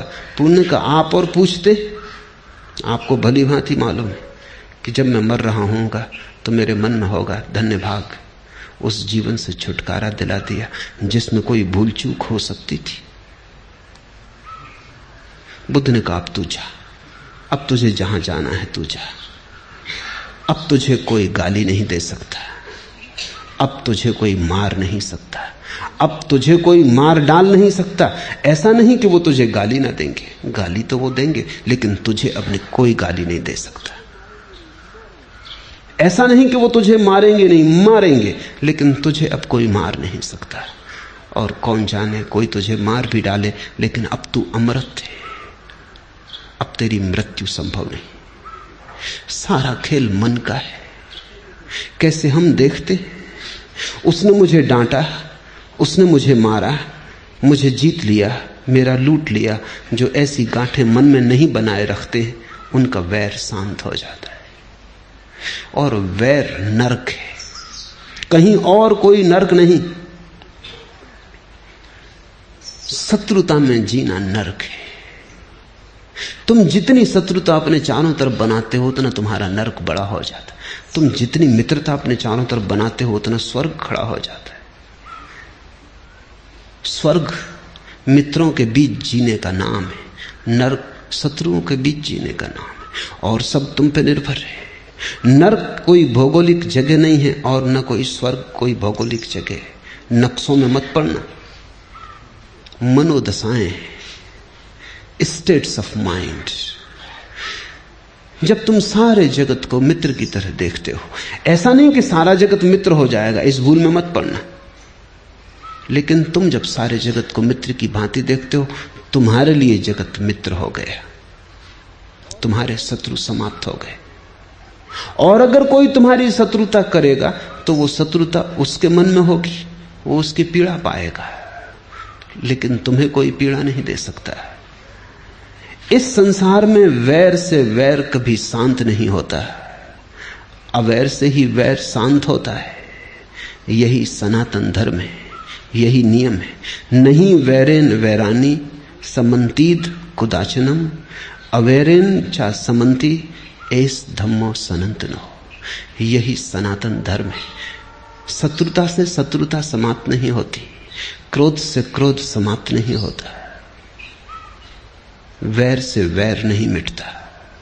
और जितना वैर बढ़ता जाता है, उतना तुम अपने चारों तरफ अपने हाथों नरक निर्मित करते चले जाते हो। ये जगत तुम्हारी कृति है, तुम चारों तरफ अपना परिवेश बनाते हो। ये बात तुम्हें दिखाई पड़ जाए, ये इशारा तुम्हें समझ आ जाए, तो तुम्हें फिर कोई दुख नहीं दे सकता। तुम्हारा स्वभाव तब सुख हो जाएगा। फैलाओ मैत्री। महावीर ने कहा है, मिट्टी में सब भूएसु वैरम मज्ज न के नहीं। मेरी मित्रता सबसे है, सारे विश्व से, सब भूतों से, सब भूएसु, और वैर मेरा किसी से भी नहीं। महावीर के कानों में भी खीले ठोकने वाले मिल गए, पत्थर मारने वाले मिल गए, महावीर को गांव-गांव से खदेड़ कर बाहर निकालने वाले मिल गए, लेकिन महावीर यही कहते रहे, वैरम मच न के नहीं, मेरी किसी से कोई शत्रुता नहीं। उनकी होगी, उनका हिसाब वो जाने। अभी कुछ दिन पहले मैं एक कहानी कह रहा था कि दो मनोवैज्ञानिक, एक ही मकान में उनका दफ्तर था, रोज सुबह आते, लिफ्ट में सवार होते, अक्सर साथ साथ सवार होते। वो जो लिफ्ट को चलाने वाला सेवक था वो बड़ा हैरान था। जब भी वे दोनों साथ साथ जाते तो पहले एक मनोवैज्ञानिक उतरता है 10वीं 12वीं मंजिल पे कहीं। जब भी वो उतरता है दरवाजे से लौट के दूसरे मनोवैज्ञानिक के ऊपर थूकता, चला जाता अपनी तरफ, और दूसरा चुपचाप अपना रुमाल निकाल के अपना मुंह पहुंच लेता, टाई पहुंच लेता, या कोट पे पड़ गया होता थूक पहुंच लेता, रख लेता और अपना बस तैयारी करने लगता, क्योंकि 15वें या 20वें मंजिल पे उसको उतरना। आखिर उस लिफ्ट मैन को और संभालना मुश्किल हो गया। एक दिन उसने कहा कि बात बहुत हो जा रही, ये मामला क्या है, ये आदमी क्यों आपके ऊपर थूकता है? तो उस मनोवैज्ञानिक ने कहा, ये उसकी समस्या है, उसी से पूछो, मेरा इसमें कोई हाथ ही नहीं, ये समस्या उसकी है, उसी से पूछो, बेचारा जरूर कोई ना कोई पागलपन उसे सवार है, मेरा तो कुछ भी नहीं बिगड़ता, पहुंच लेता हूं, उसकी सोचो, असली तकलीफ वही पा रहा है। थूकने के पहले तकलीफ पाता होगा, थूकते वक्त तकलीफ पाता है, पीछे तकलीफ पाता होगा, क्योंकि समस्या उसकी है, वही कुछ कर रहा है, हम तो केवल दर्शक हैं। अगर जीवन को ऐसे देखने की कला आ जाए तो फिर तुम्हें कोई दुख नहीं दे सकता। दूसरा देना भी चाहे तो ये उसकी समस्या है। और तुम इस भ्रांति में कभी मत पड़ना कि वैर से तुम दूसरों के वैर को मिटा दोगे, कभी कोई नहीं मिटा पाया। प्रेम से ही मिटता है वैर, करुणा से ही मिटता है क्रोध। इस संसार में वैर से वैर कभी शांत नहीं होते, अवैर से ही होते, यही सनातन नियम है। ये बुद्ध के धर्म की आधारशिला है। और थोड़ा सोचो भी कि कौन तुम्हें सुख दे पाता है, कौन तुम्हें दुख दे पाता है, सब तुम्हारे मन का ही हिसाब है। अभी घड़ी भर पहले जो बात सुख देती थी, घड़ी भर बाद दुख देने लगती। अभी जो बात दुख दे रही, घड़ी भर बाद सुख दे सकती। तुम्हारी व्याख्या, तुम कैसे उस बात को पकड़ते हो, क्या उस बात को रंग देते हो, क्या रूप देते हो। और अगर तुम्हें यह दिखाई पड़ जाए कि कोई दूसरा सुख नहीं दे सकता, तो दुख कैसे देगा? किसने तुम्हें कभी कोई सुख दिया, याद है कुछ? किसने तुम्हें कभी कोई आनंद दिया, याद है कुछ? और जब किसी ने कोई सुख नहीं दिया तो दुख कोई क्या देगा? मैं एक गीत कल पढ़ता था,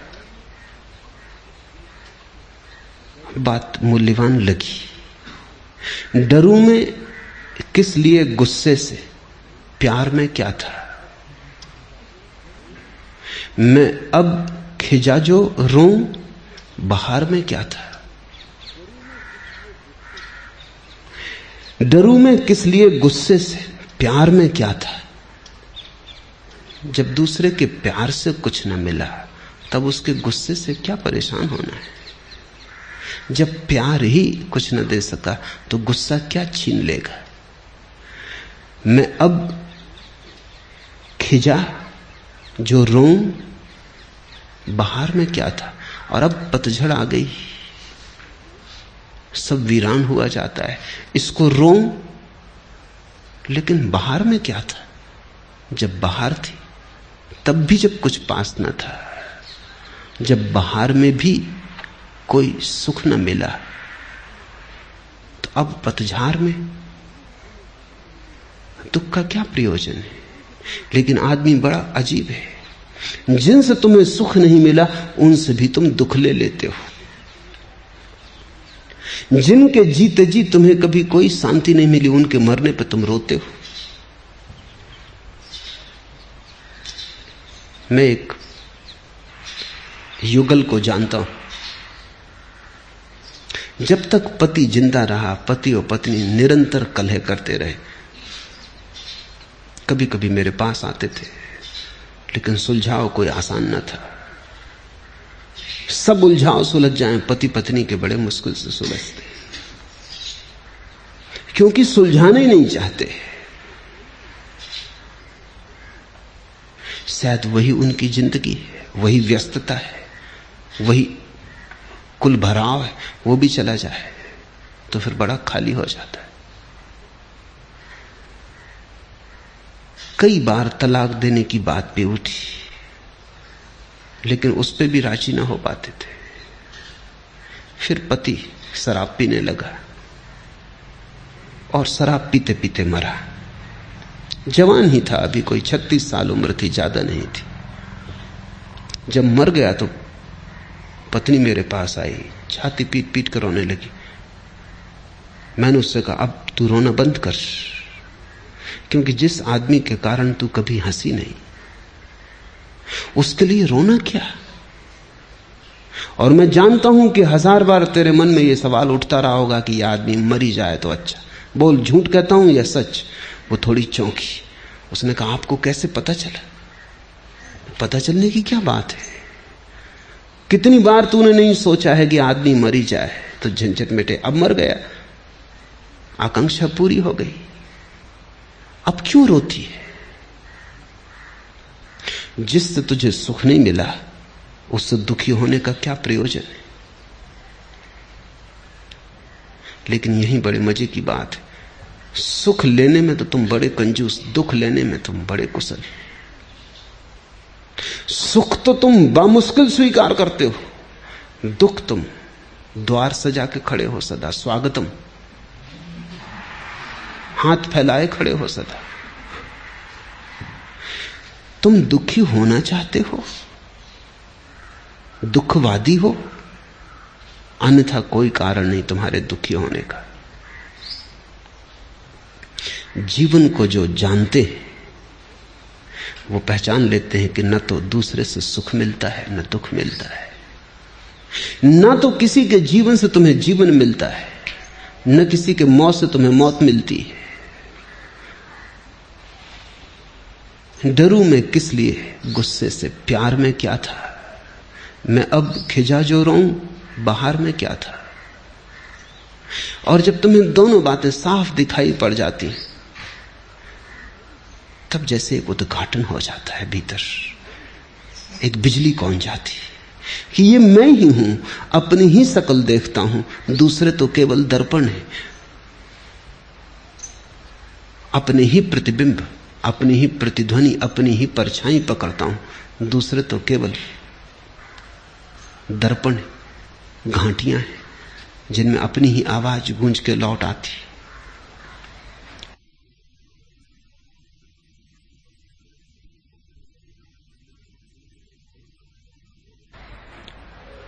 इसे बुद्ध एस धम्मो सनातनो कहते हैं। यही धर्म का सनातन सूत्र है। न परमात्मा, न मोक्ष, न वेद, न आत्मा, कोई भी धर्म के मूल आधार नहीं है। बुद्ध कहते एस धम्मो सनातनो, ये छोटा सा सूत्र कि तुम्हारे दुख के कारण तुम हो, तुम्हारे सुख के कारण तुम हो, और दूसरे को दुख देने से तुम कभी सुख न पा सकोगे, दूसरे को सताने से कभी तुम उत्सव न मना सकोगे। वैर से वैर शांत नहीं होता, अवैर से शांत हो जाता है। अवैर बरस जाए, वैर की अग्नि शांत हो जाती। फिर हो या न शांत, ये कोई सवाल नहीं है, तुम्हारे लिए समाप्त हो जाती। जिस व्यक्ति को ये सूत्र समझ में आ गया उसके लिए नरक नहीं, वो यहीं इसी क्षण में प्रविष्ट जाता है। उसका स्वर्ग कल नहीं है, उसका स्वर्ग अभी है। हम इस संसार में नहीं रहेंगे, सामान्य जन ये नहीं जानते, और जो इसे जानते हैं उनके सारे कलह शांत हो जाते। बड़ी थोड़ी देर का बसेरा है, रैन बसेरा। सुबह हुई और चल पड़ेंगे यात्री। ये कारवां यहीं ठहराना रहेगा। ये तंबू हैं जिनको तुमने घर समझा है, ये अभी अभी लगाए हैं, अभी अभी उखाड़ने का वक्त आ जाएगा। और कितने कारवां तुमसे पहले निकल चुके, उनके पद भी नहीं रहे, खो गए हैं बिल्कुल। दूर उनके पैरों की, घुड़सवारों की उड़ती धूल भी दिखाई नहीं पड़ती। सिकंदर की फौजों की उड़ती धूल भी अब दिखाई नहीं पड़ती। यहां क्षण भर हम हैं। हम जैसे बहुत लोग पहले थे।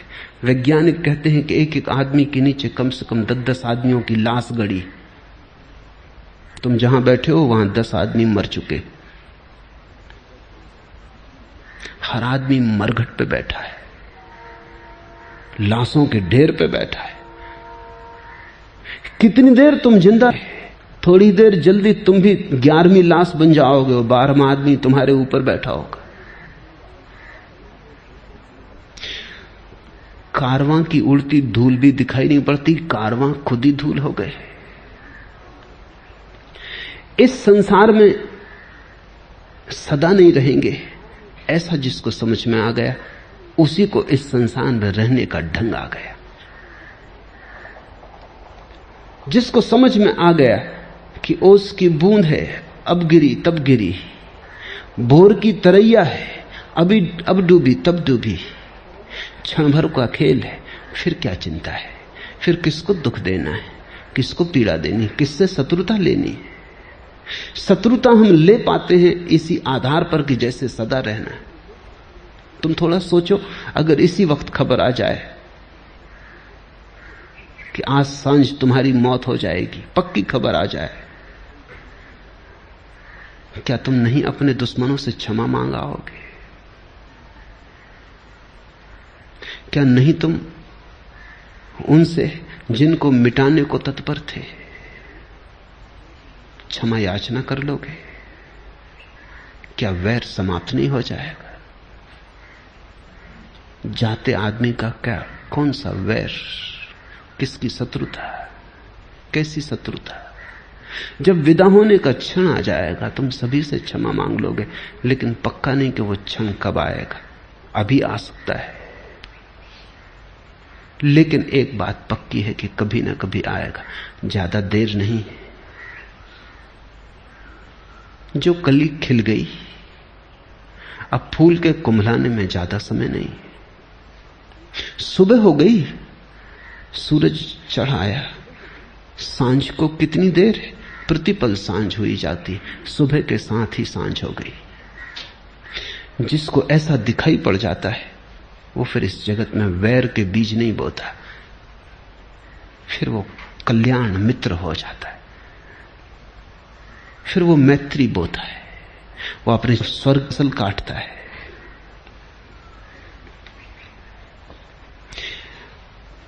हम इस संसार में नहीं रहेंगे, सामान्य जन ये नहीं जानते, ऐसे जीते हैं जैसे सदा यहां रहना है, उसी से सारी भूल हो जाती है। और जो इसे जानते हैं उनके सारे कलह शांत हो जाते हैं। क्षण भंगुर है जीवन, आंख झपी, क्षण भर का सपना है जीवन। इस पर बहुत भरोसा मत कर लेना। इस पर तुमने जितना ज्यादा भरोसा किया उतने ही भटक जाओगे। इसमें सो मत जाना, जागे रहना, नींद स्वाभाविक लगती है क्योंकि नींद सनातन की आदत हो गई है। जागना कठिन मालूम पड़ता है क्योंकि कभी जागे नहीं। लेकिन एक बार तुम जाग जाओगे तो ये जीवन तो क्षणभंगुर हो जाएगा, महाजीवन के द्वार खुलेंगे। एक बार तुम जाग के देख लोगे तो तुम हंसोगे, क्या सपने देखते थे, जबकि सत्य के खजाने उपलब्ध थे। लेकिन बुद्ध उन खजानों के संबंध में कुछ भी नहीं कहते। वो कहते हैं डर है। खजाने की बात भी तुम सुन लेते हो सपने में तो तुम उसका भी सपना बना लेते हो और नींद तुम अपनी गहरी कर लेते हो। इसलिए बुद्ध कहते हैं उस संबंध में कुछ भी ना कहेंगे। इसलिए बुद्ध निषेधात्मक है, निगेटिव है। उनका धर्म नकार का है। वो ब्रह्म की बात नहीं करते क्योंकि वो तो उसकी बात हो जाएगी जो खुली आंख से दिखाई पड़ता है। वो मोक्ष की बात नहीं करते क्योंकि तुमसे क्या मोक्ष की बात करनी, तुम इतनी गहरी नींद में पड़े हो, तुमने संसार की ऐसी शराब पी ली कि तुमसे क्या मोक्ष की बात करनी। शराब के नशे में तुम मोक्ष को सुनोगे भी तो भी कुछ और समझोगे, अनर्थ हो जाएगा। वो कहते हैं इतना ही समझो कि तुम नाली में पड़े हो, बेहोश पड़े हो, जागो। बुद्ध मेटाफिजिक्स, दर्शन शास्त्र की बात नहीं करते, वो सिर्फ तुम्हारी बीमारी की बात करते हैं और निदान उनका दुरुस्त 100% सही है। इस निदान पर सोचना। बुद्ध का धर्म भरोसे का धर्म नहीं, गहन सोच विचार, चिंतन मनन, और उसी चिंतन मनन और सोच विचार से उठे हुए ध्यान का धर्म है। परमात्मा, आत्मा, मोक्ष, ये शब्द बुद्ध के लिए पराये। बुद्ध तो तुम्हारे मन का खंड खंड करेंगे क्योंकि तुम्हारा मन ही एकमात्र सवाल है। जो उपनिषदों ने कहा है, वेदों ने कहा है, कुरान ने कहा है, बाइबल ने कहा है, लेकिन बुद्ध उसको कहते नहीं। इस बात को स्मरण रखना, जो पाना है वो पाकर ही जाना जाएगा। उसकी चर्चा व्यर्थ है और उसकी चर्चा खतरनाक है। ज़ेन फकीर हैं जापान में, बुद्ध को प्रेम करते हैं, सुबह सांझ पूजा करते हैं, लेकिन वे कहते हैं अगर बुद्ध का भी बहुत ज्यादा विचार मन में आने लगे और बुद्ध के प्रति भी बहुत ज्यादा लगाव बनने लगे तो सावधान, कहीं नींद में नया सपना तो नहीं आता। तो रास्ते पर जाएं, उठा के तलवार काट देना। बोकुजू अपने गुरु के पास था, उसके गुरु ने कहा कि देख अब वो खतरा करीब आ रहा है जब बुद्ध तुझे रास्ते पे मिलेंगे, तू डरना मत, लगाव भी मत करना, राग मत लगाना, उठा के तलवार काट देना, 2 टुकड़े खंड खंड कर देना बुद्ध के, चाहे तोड़ के नमस्कार कर लेना, लेकिन पहले तोड़ देना। बोकुजू ने कहा लेकिन तलवार, कहां से तलवार लाऊंगा वहां? गुरु ने कहा घबरा मत, जहां से बुद्ध को लाया, कल्पना का सब जाल है, वहीं से तलवार भी ले आना, उठा के एक तलवार काट ही देना, कहीं ऐसा ना हो कि बुद्ध का सपना आने लगे। बुद्ध ने सपने को कोई सहारा नहीं दिया। बुद्ध से बड़ा मूर्ति भंजक जगत में नहीं हुआ है, और बड़े विडंबना की बात है, बुद्ध से ज्यादा मूर्तियां किसी की नहीं है, और उससे बड़ा मूर्ति भंजक कोई नहीं। उर्दू में शब्द है बुद्ध के लिए बुद्ध। बुद्ध जो है, जिसका मतलब अब मूर्ति होता है, बुद्ध का ही बिगड़ा हुआ रूप है। इतनी मूर्तियां बनी बुद्ध की कि बुद्ध शब्द बुद्ध होकर मूर्ति का ही पर्यायवाची हो गया, और इतना बड़ा मूर्ति भंजक कोई भी नहीं। बुद्ध की तलवार तुम्हें काटेगी, तुम्हें खंड खंड कि तुम ही बचो तुम्हारी शुद्धता में, तुम्हारे परिपूर्ण निर्दोषता में, तुम्हारे क्वारेपन में। वही बच्चा है जो काटा नहीं जा सकता, नैनम छिदंति शस्त्राणि, जिसे छेदा नहीं जा सकता, जिसे जलाया नहीं जा सकता। बुद्ध छेदेंगे और जलाएंगे ताकि जो छेदा जा सकता है वो छिद जाए, जो जलाया जा सकता है वो जल जाए, और फिर तुम बच जाओ तुम्हारी परिशुद्ध अवस्था में। वही वेदों का ब्रह्म है, महावीर का कैवल्य है, कपिल और कणाद का मोक्ष, बुद्ध का वही निर्वाण है। निर्वाण शब्द नकारात्मक है। निर्वाण का अर्थ होता है दिए को फूंक कर ज्योति का गई। बुद्ध कहते हैं ऐसा ही निर्वाण है। मैं चाहूंगा कि तुम फूंक मारो और अपने को बुझा दो, और फिर मत पूछो कि कहां गए। खो गई अनंत में, हो गई एक एक के साथ, मगर पूछो मत कहां गई। निराकार के साथ एक हो गई, मगर पूछो मत। कहने में बात बिगड़ जाएगी। चुप्पी और चुप्पी में समझ लो। ऐसी बड़ी गहन बुद्ध के विश्लेषण और निषेध में हम उतरेंगे। अगर तुम हिम्मत पूर्वक बुद्ध के विश्लेषण में उतर जाओ तो बुद्ध तुम्हें परम स्वास्थ्य की दशा